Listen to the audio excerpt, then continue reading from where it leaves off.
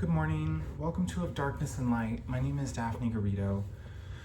I want to talk honestly and just kind of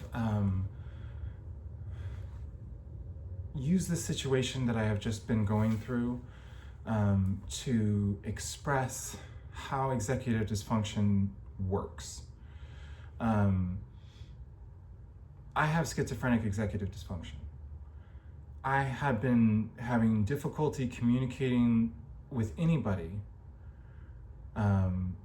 because as a schizophrenic person who has come into lockstep with their subconscious so that the subconscious isn't doing active takeover play with schizophrenia, and I'm just kind of chill, but I have like a creative ability that gets really powerful. I still get really paranoid about my stress, and I still have executive dysfunction, which blocks me from doing specific types of activities. It's a genuine stopgap in my brain that makes it so I have trouble keeping things organized. I was an equipment manager at Microsoft, and I did not do a good job, dude. I was falling behind and they were trying to make it. I was trying my best to pretend that I had my shit together, but I was looking at Excel forms that I had created in the past after becoming schizophrenic and just been like, I can't even handle this. Like I fell behind and I fell behind and I fell behind at work because I was schizophrenic and I couldn't do the work I was supposed to be doing anymore. And I struggled through it so hard and failed while I was not even approaching that kind of organizational task making, scratching things off lists, calling the right places, getting lawyers set up for my disability, getting lawyers set up for my bankruptcy, and I'm lashing out because executive dysfunction creates so much frustration from having worked through that block. Every time you've asked for help in the past that's been reasonable, that's been denied, comes back on you. And still, with people that really should help, that have the means to help me in the very short term, that could help me not be homeless in a few days, like at least like heading towards homelessness because I didn't pay rent.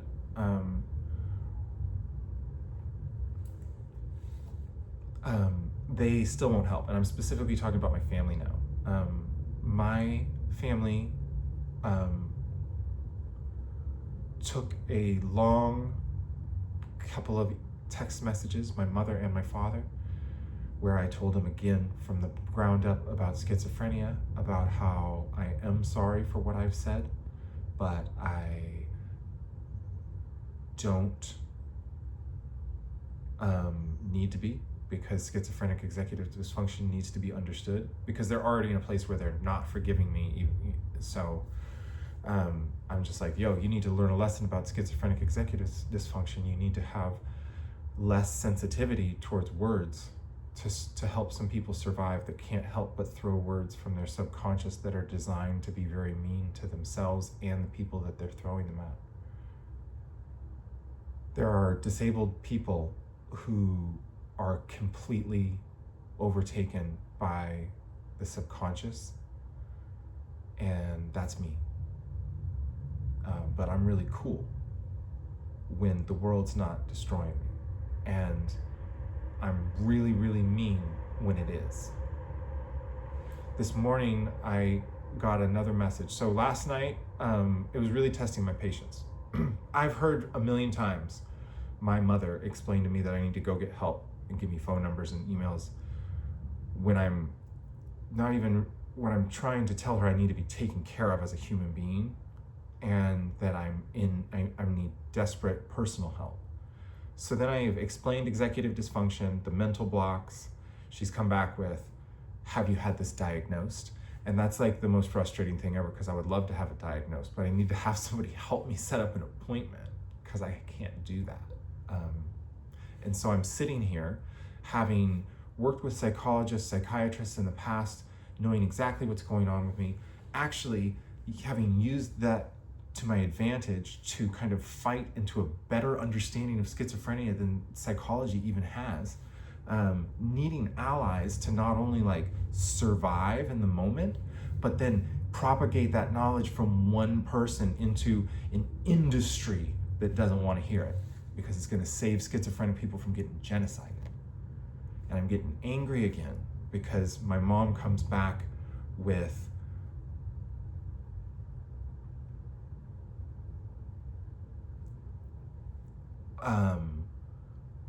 I love you, and here's this organization that I've told you about before. You need to go get help. It's not appropriate that you haven't gotten help. Let me chastise you and lecture you about how you haven't gotten help like I told you to, like you're incapable of. So I came back this morning and I explained it again without anger. I've been like trying to hold back on my executive dysfunction outbursts, right? And she responded to my very well put, not angry, this is what's happening, I'm telling you, I really can't do that, you're not listening,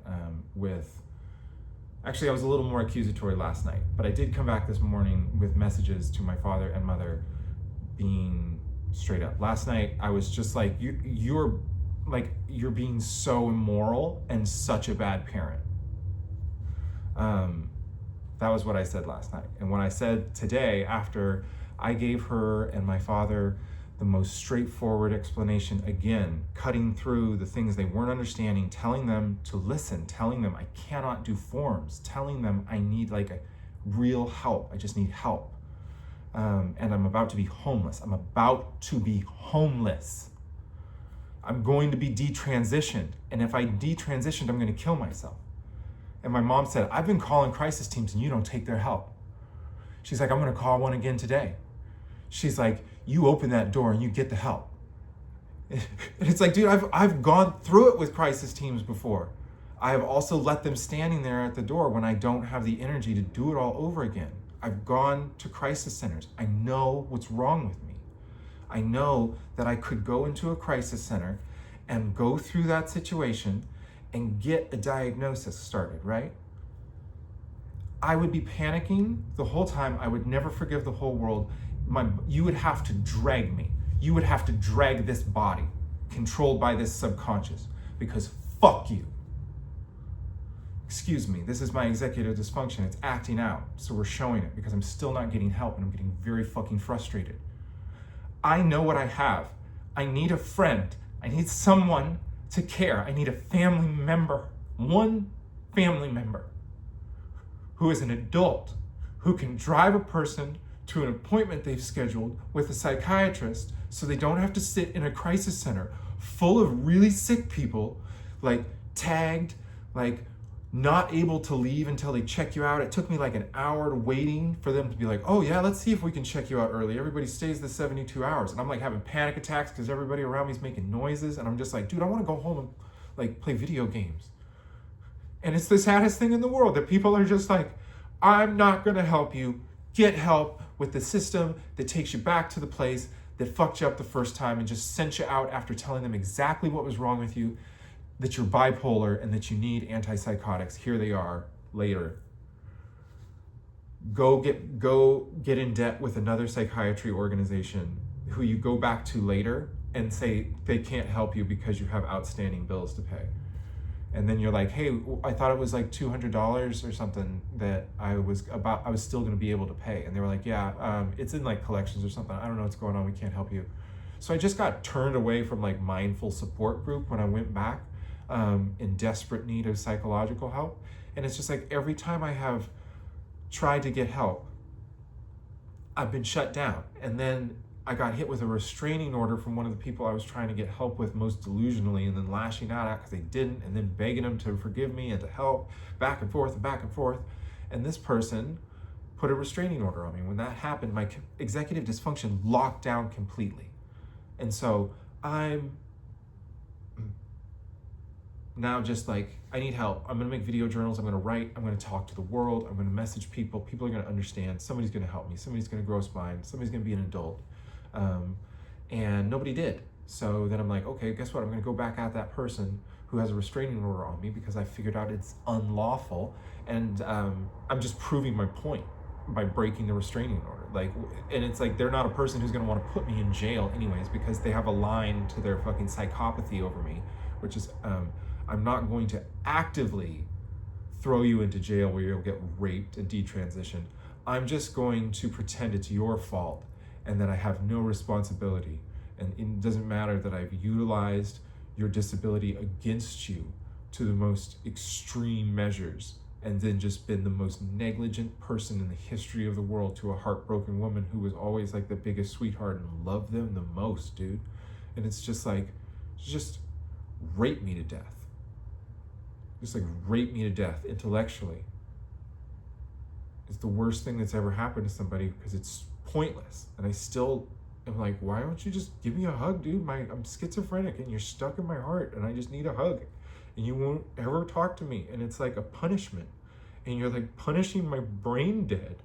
It's like this person is being the cruelest, most manipulative person in the world, and they have all the privilege, and they're just hanging back watching somebody that they have initiated a like death fight with that I'm not even playing. It's like they're playing a game of like trying to never talk to me again. And I'm just like, can you just give me a hug and talk to me once? Weren't we friends, dude? Like, what's going on? Like, why would you do this? Why would they do this? And I have to sit here with this and I have to be polite because I'm holding this after being alone and losing my daughter and losing my job and not having anybody, not having family.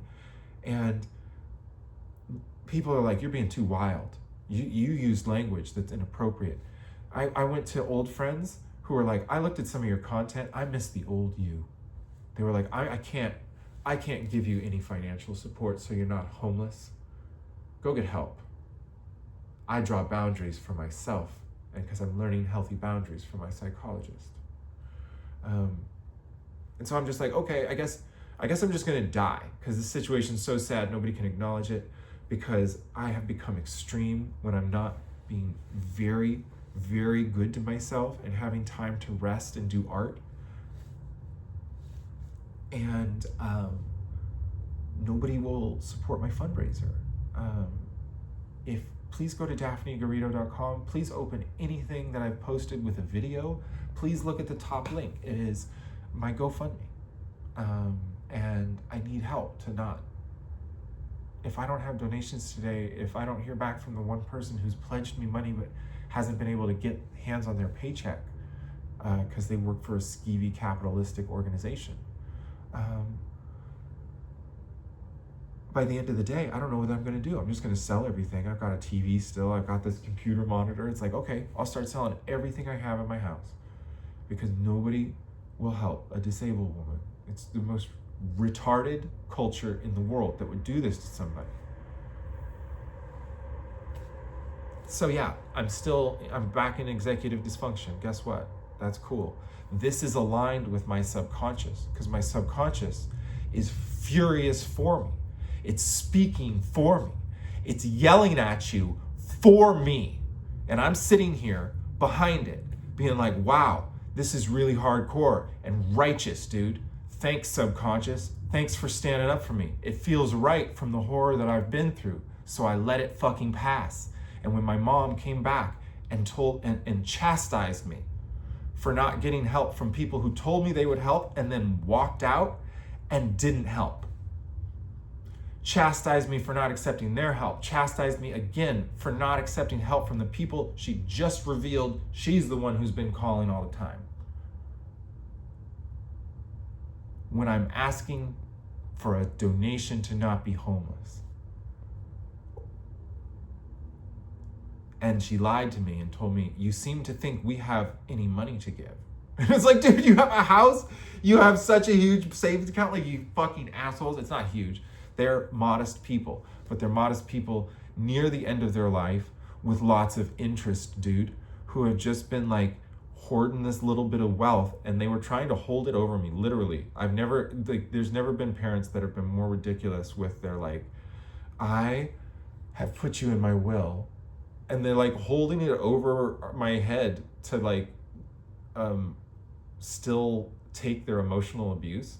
And it's like, I don't need your will if it's gonna make me stand in front of you while you disrespect me as a woman constantly. And just for the final note, in this final message where my mother did it again and again and again and again and went even farther, she finally called me daughter. And she said, I want to see you again someday. I went so hard on the Satan rape shit with her.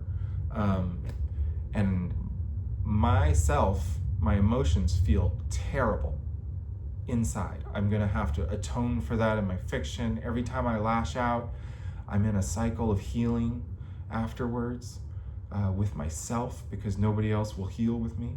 And so I have to write it out. I'm gonna make some evil fiction where I murder the shit out of some old woman, no doubt, because no one will give me a hug, because I can't hold this inside, or I'm just gonna be an executive dysfunction monster. So now I have to let it out again.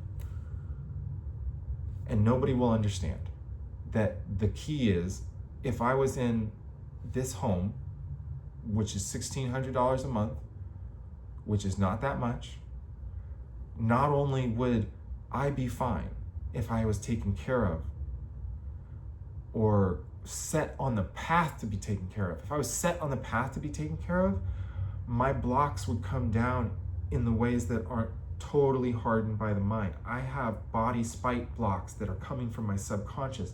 My subconscious is allowing me to tell you about them constantly. And you're like, well, why don't you go do it? Because I'm not in control, dude, because I'm disabled. And my body hates everything. Because this civilization, this society, America, let this happen. It let this happen to it.